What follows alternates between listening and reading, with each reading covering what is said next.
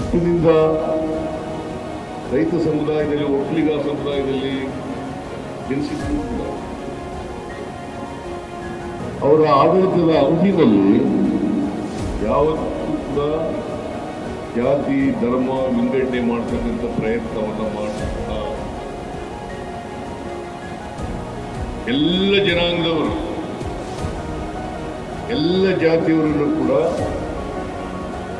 ಅಭಿವೃದ್ಧಿಪಡಿಸ್ತಕ್ಕಂಥ ಪ್ರಯತ್ನವನ್ನು ಮಾಡಿದ್ರು. ನೀವು ಅವರ ಇತಿಹಾಸವನ್ನು ನೋಡಿದಾಗ ಅವರ ಆಡಳಿತ ಕಾಲದ ಅವಧಿಯಲ್ಲಿ ಏನೆಲ್ಲ ಮಾಡಿದ್ರು ಅಂತಕ್ಕಂಥದ್ದನ್ನ ತಿಳ್ಕೊಂಡಾಗ ಗೊತ್ತಾಗ್ತದೆ ಅವರು ಜಾತ್ಯತೀತವಾಗಿ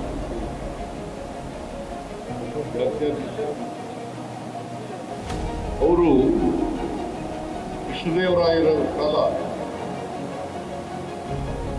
ಆ ಕಾಲದಲ್ಲಿ ಬೆಂಗಳೂರು ನಗರದ, ಬೆಂಗಳೂರು ಪ್ರಾಂತ್ಯದ ಆಡಳಿತರಾಗಿದ್ದರು.